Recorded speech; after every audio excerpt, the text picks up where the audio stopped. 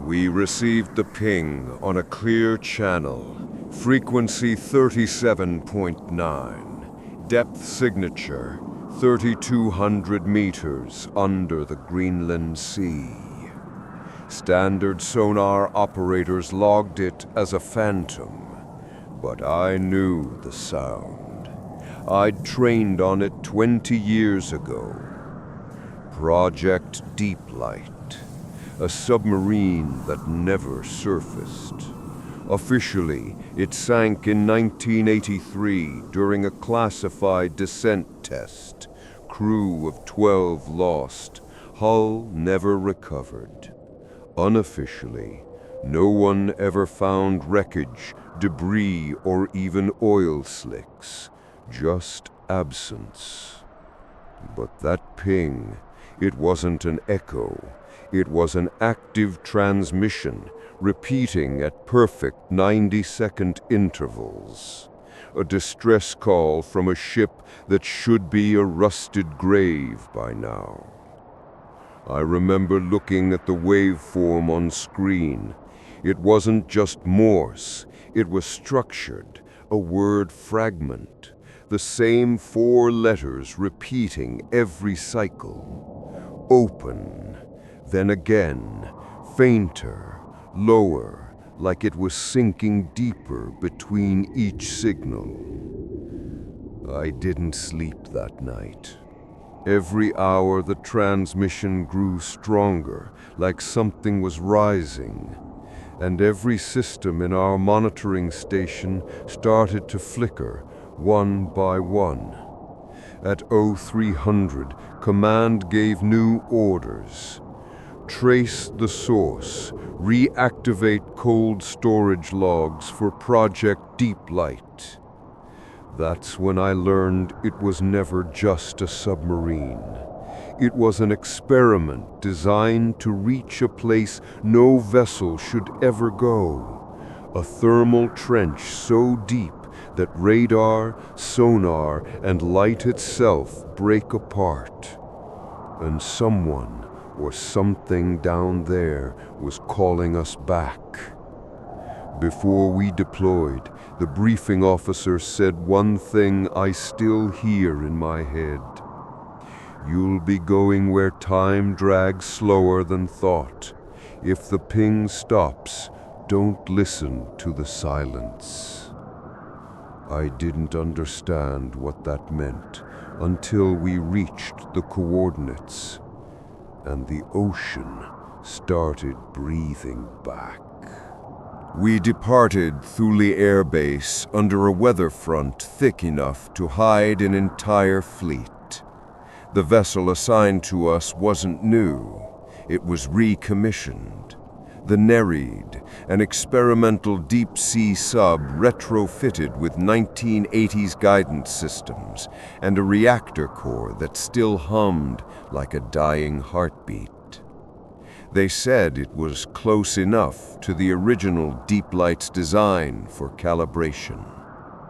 None of us spoke during the dive brief. The only sound was the hiss of oxygen flow and the faint, rhythmic click of the pressure gauge ticking past limits it shouldn't. At 700 meters, the water turned ink black.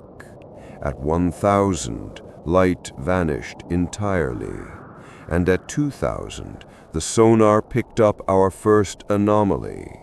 Not an obstacle, but a shadow that moved slower than the current. Thermocline distortion, the science officer muttered. But the shadow stayed fixed beneath us, mimicking every course correction. That's when the captain, a man who'd been silent since launch, leaned forward and said quietly, "Mark depth, maintain descent, do not engage active sonar." We passed 2,500 meters. The hull began to moan like something alive, the metal flexing under impossible weight. And through the comms under static, a sound leaked through. It was the same ping, frequency 37.9, Only this time, there was breathing between the intervals. We slowed to a crawl. The navigation feed showed temperature spikes below freezing, like we were crossing invisible layers of cold. Then the engineer whispered, "We're not the only signal down here." On the sonar screen, 2 new blips appeared, perfectly parallel, perfectly synchronized with our movement. No one said it, but we all knew we weren't following Deeplight. It was escorting us. The captain finally spoke into the comm, voice trembling for the first time. "Hold course. If it wants us to follow, we'll follow." But I swear I saw the sonar pulse ahead of us one more time, and it spelled the same word as before: open. And the ocean did. Reverent storytelling with emotions. At 3,200 meters, the descent indicators froze. Every instrument on the Nereid, depth, temperature, radiation, stopped reading altogether, like we'd crossed an invisible wall. Outside the viewport, the water didn't move anymore. It just hung there, dense and still, a frozen void pressing against the glass. Then our floodlights flickered on something ahead. At first I thought it was ice, but the shape was too geometrical, a perfect circle carved into the sea floor, maybe 60 meters wide, rimmed with metallic structures half buried under frost. The captain ordered full stop. Sonar was useless. Our pings didn't return. Instead, we heard their pings, rhythmic, intelligent, originating from the circle itself. "That's not a natural formation," the science officer whispered. "It's a gate." He was right. Every 30 seconds, the circle glowed faintly from within, pulses that matched the signal we'd been chasing. Deeplight wasn't lost. It had found something and tried to open it. The captain stared at the glow, then at me. "Record everything. No transmissions until we surface." I didn't argue. But as I checked the recorder, I noticed the timestamp flickering backward. 0342 to 0341 to 0340. Time was reversing. The engineer started shouting, "Sir, we're getting hull resonance, like a feedback loop." The lights dimmed. The ocean outside began vibrating, each pulse in sync with our own heartbeats. We turned off all active systems, trying to break the loop, but the glow kept pulsing stronger. And through the static, the distress signal changed. It no longer said "open." Now it was a new sequence, 3 syllables, slower, deeper, almost like a voice shaping through water. "Let it out." Then we saw it. Movement inside the circle. At first like dust drifting upward, then hands, dozens of them, pressing against the inner surface as though the ice itself had trapped something trying to climb through. The Nereid's floodlights flickered, and for a split second I saw it, a shadow the size of the submarine itself, suspended behind that wall, its outline twitching with every pulse. And then the pings stopped. The captain whispered, "Prepare ascent." But before we could move, the sub lurched violently upward, not from buoyancy, but from something beneath us, breathing out. When we checked the depth gauge again, it read negative meters. We weren't rising. We were being pulled inside. The Nereid shuddered so violently we thought the hull had fractured. But the creaking wasn't from pressure anymore. It was from motion. The sub wasn't sinking or rising. It was sliding, like gravity itself had bent sideways. Outside, there was no more water. The viewport showed nothing but streaks of dim vertical light, like rain falling upward, and fragments of debris frozen mid-air, drifting past the glass in slow motion. "Depth gauge is looping," the engineer yelled. Numbers flickered between 3,200 and minus 4,700 meters, digits phasing like a glitching screen. We were below seafloor readings, below the map. "Sir, are we still in the ocean?" I asked. The captain didn't answer. He just stared at the viewport, jaw clenched, whispering the same word over and over. Deeplight. The sonar feed snapped back to life, not as a radar feed, but as a live video stream. Grainy, monochrome, showing the sea floor we'd left behind.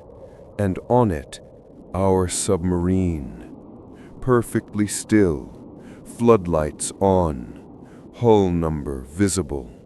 Yet we were here, still moving. "That's not possible," the navigator muttered. "We're transmitting from both positions." It hit me then. Whatever this place was, it didn't follow our reality's geometry. We'd crossed a boundary between two overlapping layers of the same ocean, one physical, one echo. Then came the sound, not sonar, not breathing, but a human voice, faint, distorted through comms. "This is Captain Lorenz, Project Deeplight. If you're hearing this, don't activate propulsion. It feeds on motion." The captain froze. Lorenz had commanded the original sub, the one that vanished in '83. Static bled through, followed by a distorted scream and the sound of metal tearing underwater. Then silence. Only the hum of our reactor remained. "Cut engines," our captain ordered. "Right now." We did. The noise stopped instantly, and the outside world fell completely still. Even the lights beyond the viewport went dark, like someone had flipped the universe's switch.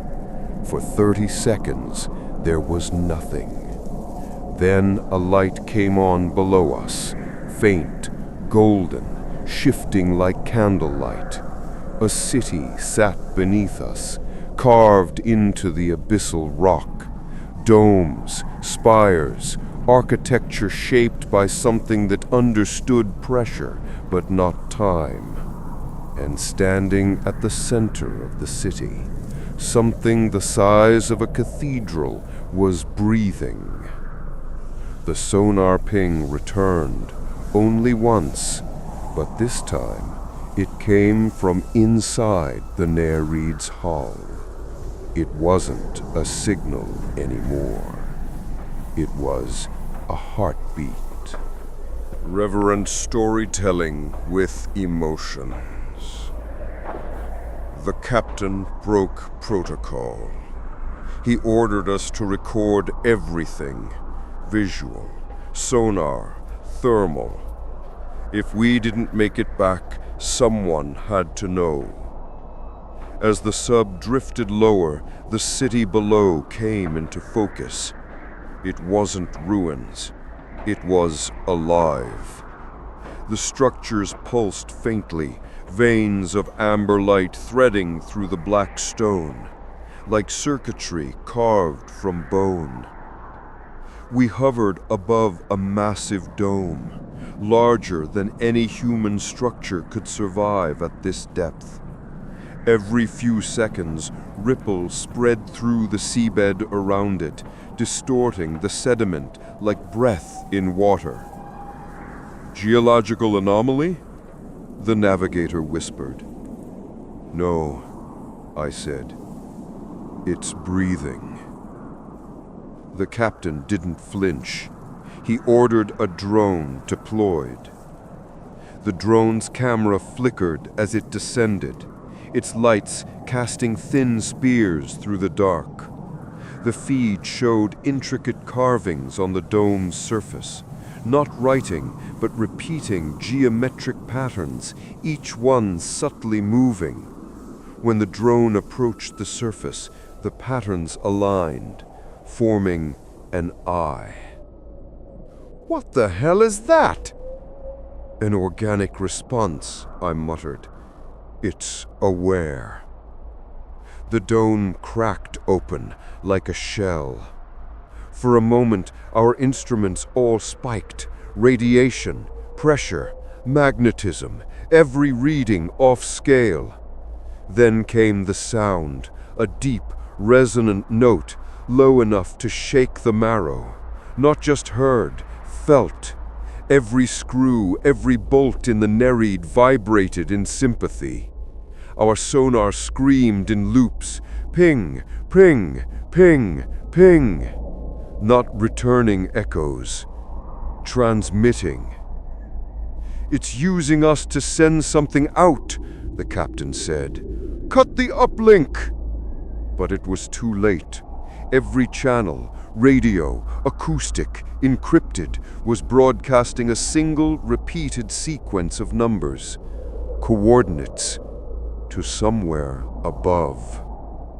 Then the lights outside shifted. The city turned red as if flooded by unseen blood, and something enormous moved beneath the dome, slow, deliberate, ancient.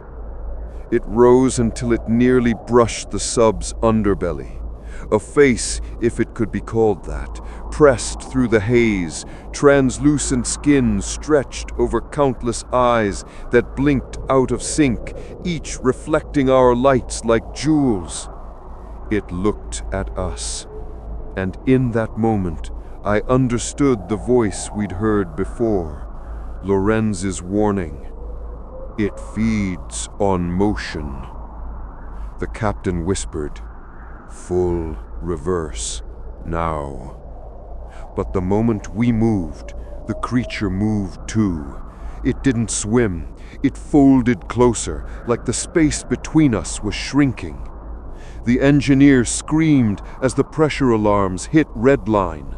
Hull strain, critical. The viewport began to fog, but not from condensation, but from frost. The water temperature outside had dropped 40 degrees in seconds.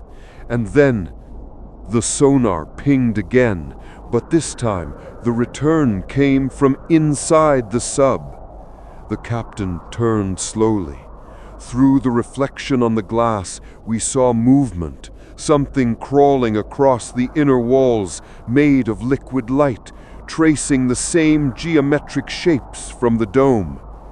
When I looked at the captain, his eyes weren't reflecting the control room anymore. They were reflecting the city, as if he was already there. When the captain turned toward me, I knew something was wrong. His pupils weren't reacting to the light. They shimmered faintly, pulsing like sonar waves. Every few seconds, they flashed, not randomly, but in a repeating pattern. I recognized it. It was the same frequency as the deep-sea pings we'd recorded when we found the dome. He blinked once, and when his eyes opened again, the reflection on the glass wasn't our control room anymore. It was the city. Those same crimson lights pulsing, shifting, as if he could still see it even though we were pulling away. "Captain," I said softly. They want to surface. They were buried too long. No one moved. The navigator stared at him, trembling. "Sir, we're losing depth control." "Let it rise. It remembers the way." The control shifted under my hands, fighting back. Manual override failed. The sub's thrusters activated on their own. We were ascending. Outside, the dome vanished beneath us, swallowed by the dark.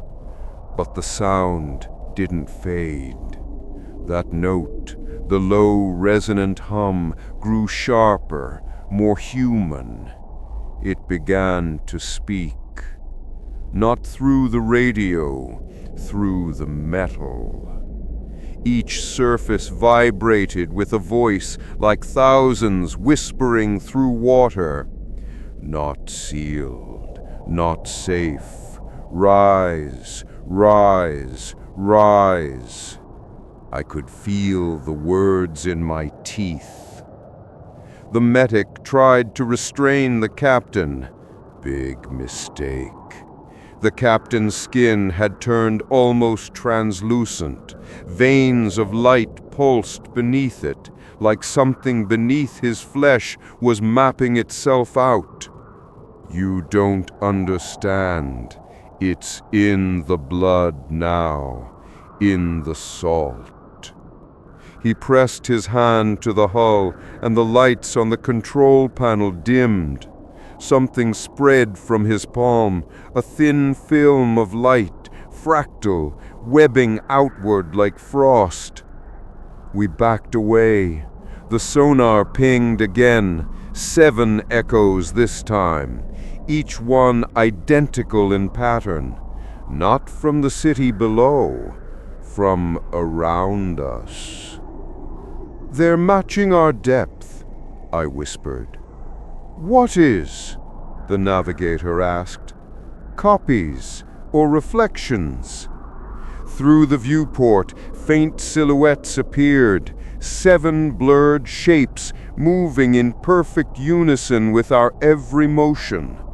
When we turned the sub, they turned too. When we slowed, they hovered. Perfect mirrors, except one of them lagged. And that's when I realized it wasn't reflection. They were following, 7 of them. Exactly the same number as the Ridge Watchers rumored in Cold War transmissions from the Pacific. "Captain, what's happening?" "They're signals," he said softly. "Echoes of the first crew, the ones who built the city."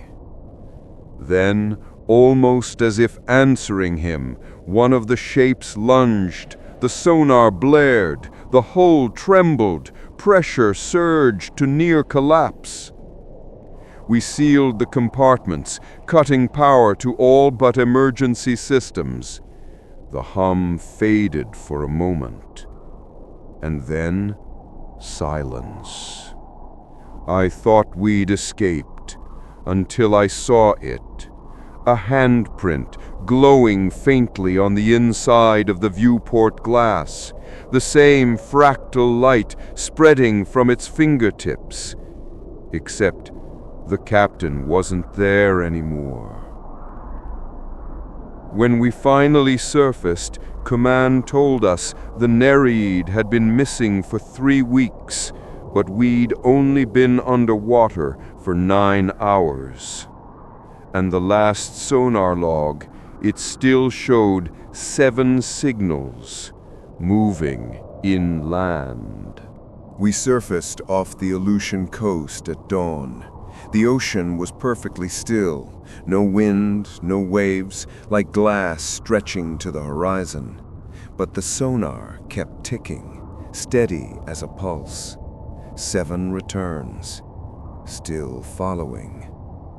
When the Navy recovery ship arrived, their faces said everything. They expected wreckage, not survivors. not us. They escorted us inside the decontamination tent. No questions, no eye contact. I caught one tech glancing at the readout on his handheld radar. His face went white. The readings were identical to ours. The 7 pings had followed us to the surface. They flew us to a debriefing facility near Anchorage, a repurposed Cold War bunker buried in permafrost. Inside, every monitor was tuned to seismic and sonar feeds across the North Pacific, and on every screen, 7 identical points moving together inland just beneath the surface. "We tracked them from your surfacing point," one analyst said. "They're moving through the continental shelf, speed consistent with living organisms." "Living?" I asked. "We don't know what else to call them. They're adapting to terrain as if mapping old routes." He hesitated before continuing. "The path they're taking leads straight to former Project Deeplight coordinates." I'd never heard of that name before, but the captain had, before he vanished. He mentioned it once, the first descent, the one they never recorded. 2 nights later, I was assigned temporary housing inside the base. My door wasn't locked, but I woke at 0200 to the sound of metal humming. That same deep tone, the one we heard in the sub. It came from the ventilation shaft. I crouched beside it and held my breath. Behind the hum were faint words, not in any language I knew. They weren't spoken, they were sung. I followed the sound to the end of the corridor, and there, on the reinforced glass of the communications lab, were 7 handprints, glowing faintly, identical to the one that appeared inside the sub. The next morning, the signal team confirmed something impossible. The objects under the Earth had stopped moving. Each was now perfectly stationary. Their coordinates formed a curve that matched the arc of an ancient glacial valley, an area restricted under Operation Frostbite. That's when it hit me. It wasn't just the same area. It was the same ice chambers mentioned in those old files we'd recovered from the Alaskan research labs, the ones labeled biogenic containment. "You're telling me these things came from beneath that city?" I asked. "No," he whispered. "We think the city was built to contain them." Later that day, they sent a drone team to recon the ice chambers. We watched the live feed from the control room. It started as static, then cleared to reveal a cavern of shimmering ice. Everything was silent until the drone's light flickered over a shape buried in the wall. Not rock, not metal, a face, frozen mid-scream. Behind it, hundreds more, stretching deep into the glacier, like the city's architects had been trapped in the ice itself. Then the sonar flared again, 7 returns, except this time, they were inside the mountain, right below the base we were standing on. "Shut it down," someone yelled. But it was too late. The power cut itself. Every light dimmed to red emergency glow, and the hum returned, deeper, closer, resonating through the walls like the base itself was a speaker. On the monitors, a new signal appeared. Not 7 anymore. 8. One had joined them, and its identifier code matched the captain's transponder. They told us to evacuate that night, but I didn't leave, because the 8th signal wasn't moving toward the ice. It was moving toward me. They sealed the bunker that night. No one said why, but I could feel it. That low vibration in the air, the kind that makes your teeth ache. The power flickered, the emergency sirens pulsed once, and then silence. My terminal came online by itself. One word appeared on the screen: deep. Then another: light. And then the live sonar feed opened. 8 signals, forming a perfect circle around our facility. When I tried to leave my room, the corridor lights began flashing in a sequence. Short bursts, long pauses, Morse code. I wrote it down. Hold your breath when it hums. That was one of the rules. The same rule written on the bulkhead of the Deeplight before we lost contact. Someone or something was reminding me. I followed the signal corridor toward the comms deck. The hum grew stronger the deeper I went, vibrating through the metal floor like a heartbeat. The reinforced glass along the wall was fogging, freezing over from the inside. In that frost, I could see impressions of faces, not human anymore, elongated, rippled, blurred by motion, as if they were moving beneath the ice as it formed. And then I heard footsteps, soft, deliberate. When I turned the corner, a figure stood at the far end of the hallway, uniformed, dripping wet. "Captain?" I whispered. He didn't answer.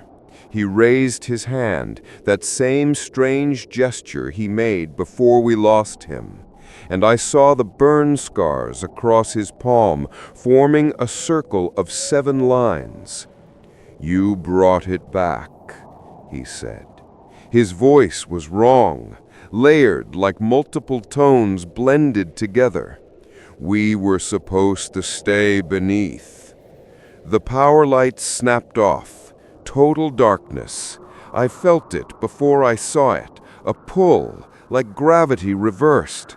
The sound was inside my chest now, thrumming behind my ribs. My body wanted to move toward it, but my mind screamed to run. The glass along the hallway burst outward. Cold mist flooded in, thick and glowing faintly blue. Inside that fog, 7 silhouettes appeared, tall, thin, standing motionless.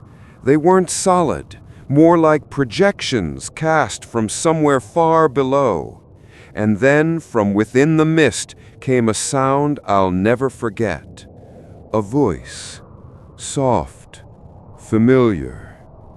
"You should have left us in the deep." I stumbled backward into the communications hub. Every monitor displayed the same feed, the ice chambers from Alaska, the faces, the walls, and now movement. The ice was cracking from the inside. Each fissure glowed blue. Each glow pulsed in rhythm with the hum. I grabbed a headset, patching into the base uplink. Static. Then another voice.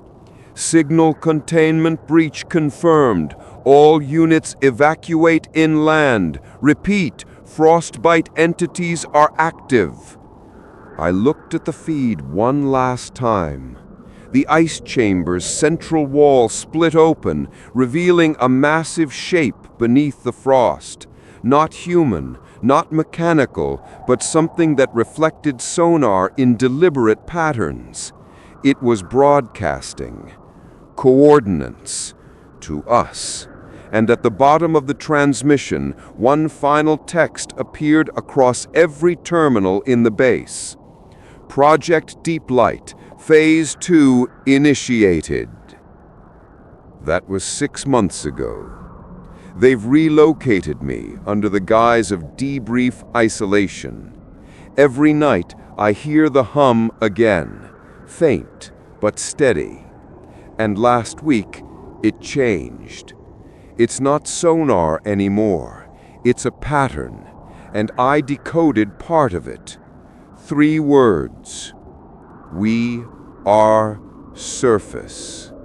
That's when I stopped sleeping. Because if Project Deeplight is entering Phase 2, then the ice wasn't meant to contain them, it was meant to slow them. And if you think this is the end, it isn't. The next transmission came from the Pacific Shelf, 3,000 miles away.